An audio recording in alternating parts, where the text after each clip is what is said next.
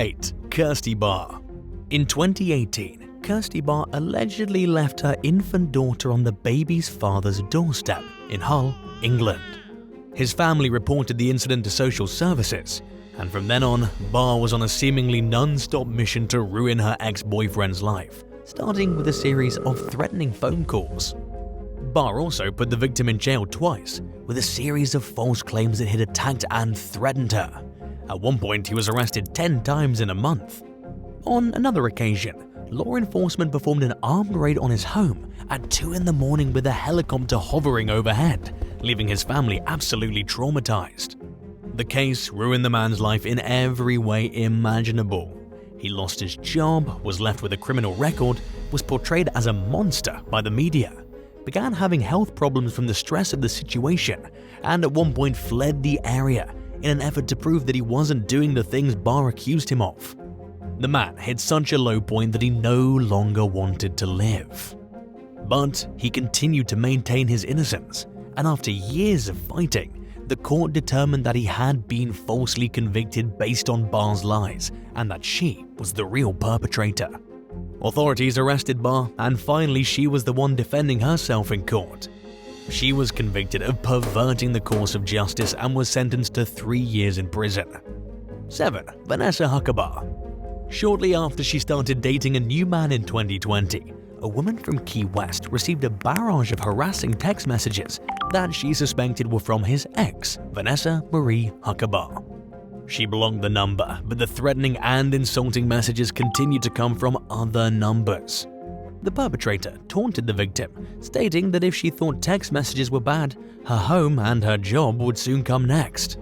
Then someone posed as the victim on a sugar daddy dating website, using her photos and disclosing her phone number and address.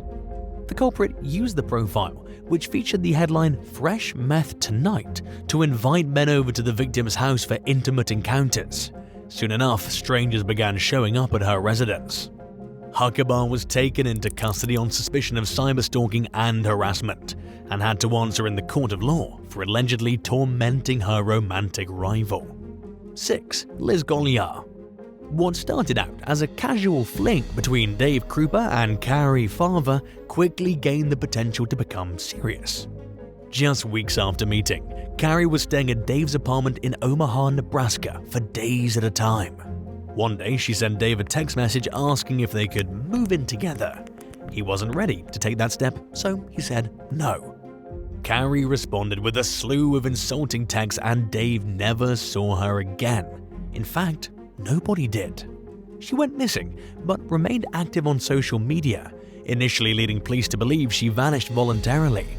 Meanwhile, Dave and his ex-girlfriend, Shanna Liz Golia, were bombarded with threatening emails and text messages that they continued to receive for 3 years. The culprit also stalked the pair, often watching Dave from outside his apartment, and burned Liz's house down. Dave and Liz repeatedly reported the harassment to police and became close again as a result of their shared suffering. But when authorities finally began to investigate the matter in 2015, they quickly discovered that the threatening correspondence from Carrie was actually coming from Liz's phone and computer. They also found Liz's DNA in Carrie's abandoned car and photos of Carrie's decomposing body on Liz's computer. Around the same time, Dave moved out of the area to be closer to his kids and their mother, Amy Flora. Not long after that, Liz dialed 911. Someone had shot her in the leg, and she seemed intent on convincing the police that Flora was the culprit.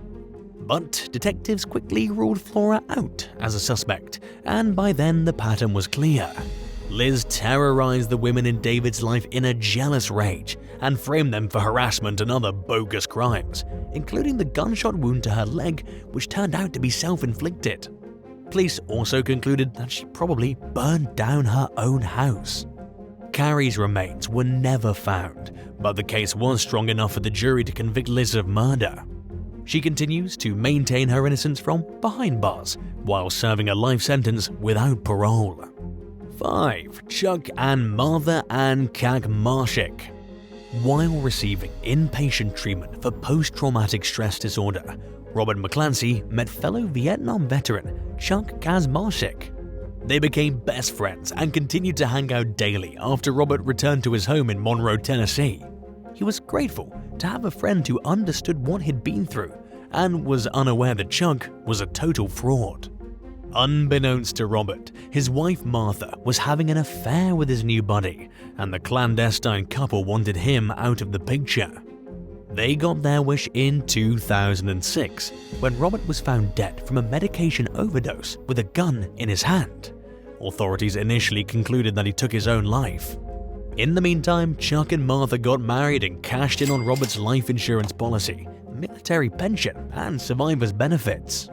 But their lives began to unravel when Chuck was called out for exaggerating his military service, which happened around the same time people began to notice that he and Martha had become suspiciously wealthy.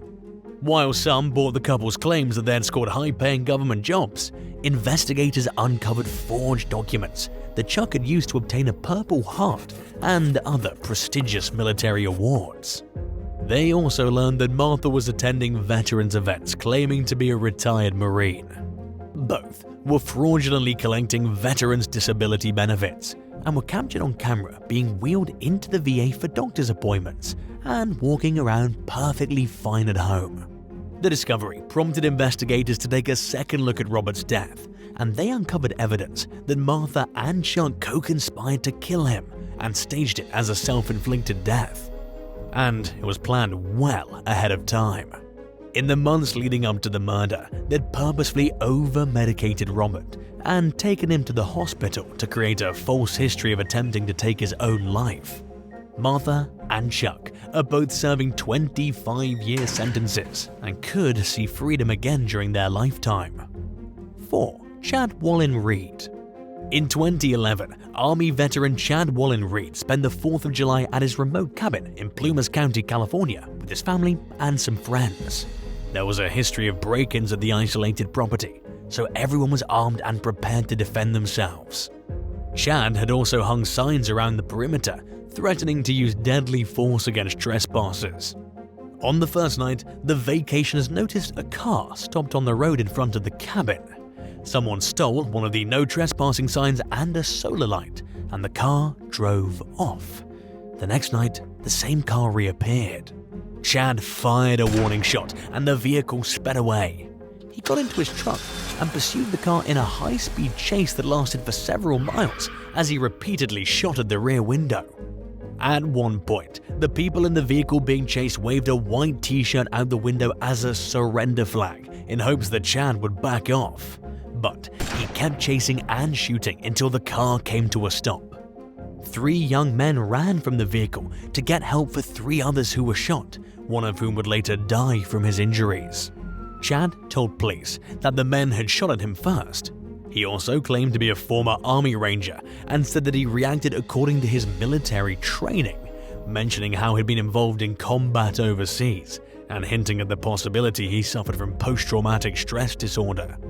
But the men in the car weren't armed, and they weren't burglars, but were simply in the area to celebrate the holiday.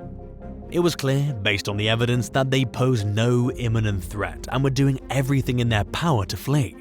And while Chad may not have set anyone up as part of an elaborate plot, witnesses recalled him saying he was going to get the people in the car as he left the property, yet he immediately switched into victim mode when authorities arrived.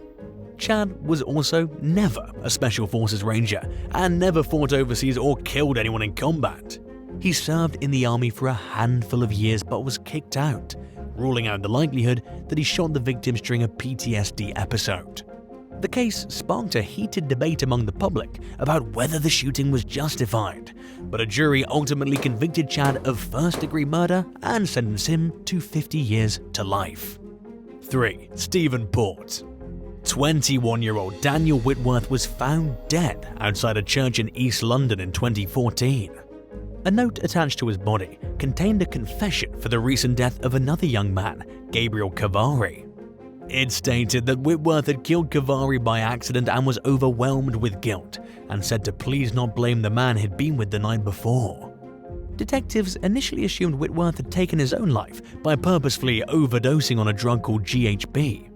They didn't compare the handwriting in the note to a sample of Whitworth's handwriting, and they didn't seem too concerned with identifying the man mentioned in the note.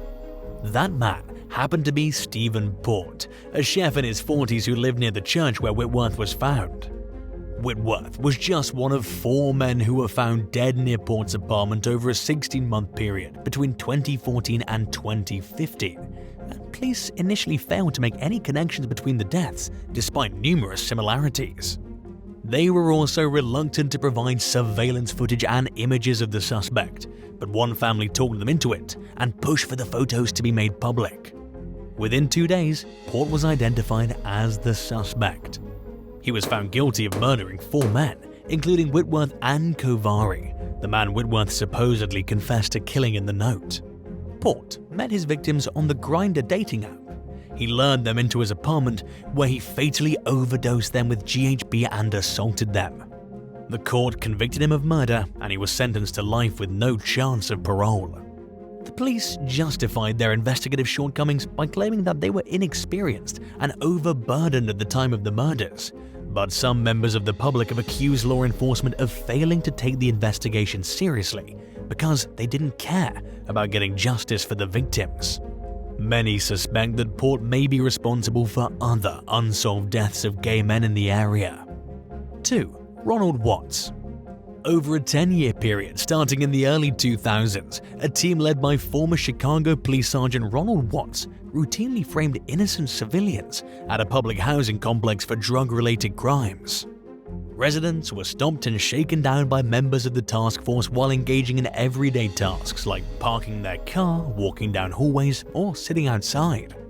Those who failed to pay off the cops would later testify that they were falsely accused of drug crimes and in many cases had drugs planted on them by the police. Knowing that there was little chance of the court believing that they were set up, many victims pleaded out to reduce charges to get their cases over with so they could move on with their lives. The scam led to the convictions of hundreds of innocent people and combined prison sentences totaling 274 years.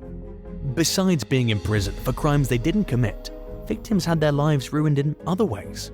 They lost jobs, weren't able to find decent work with a conviction on their record, lost homes, and in some cases, ended up living on the street. The FBI nabbed Watts and his team in 2012 when an agent posed as a homeless drug dealer as part of a sting. That same year, Watts pleaded guilty to extortion and was sentenced to 22 months in prison. But for many, the effects of his crimes lingered for years as they fought to clear their names and get their lives back on track. To date, more than 220 false convictions have been thrown out, and the remaining cases remain under review. 1. Tom Bledsoe. One day in 1999, Camille Arfman was shot dead at a farm in Oskaloosa, Kansas. Tom Bledsoe, whose family owned the farm, confessed to killing her and led police to her body, which had been thrown under a pile of trash on the property. But he later recanted his confession and pointed the finger at his brother Floyd, who he claimed had threatened to disclose embarrassing secrets from his past if he didn't take the fall. Tom's parents backed his alibi in court, and his testimony helped to secure a conviction against Floyd for murder. Floyd was sentenced to life, but continued fighting to clear his name from behind bars. The Innocence Project took on his case and in 2015 released evidence indicating the DNA at the crime scene most likely belonged to Tom, not Floyd. Just weeks later, Tom took his own life. He left behind a note confessing to the murder and specifically stating that Floyd was innocent. It also contained details about the crime that only the perpetrator would know. After 16 years in prison for a crime he didn't commit, Floyd was set free. And while it robbed him of his freedom and the opportunity to watch his kids grow up, he found it in his heart to forgive his family. In a piece he wrote for The Guardian, he explained that the decision to forgive those who've wronged him is a way of not letting their actions control him, and that it's a decision that he makes daily. Thanks for watching. Would you rather spend months in jail for false allegations made by your ex before finally clearing your name, or spend a year living in an Amish household with no electricity, running water, or cell phones? Let us know in the comments below, and don't forget to subscribe.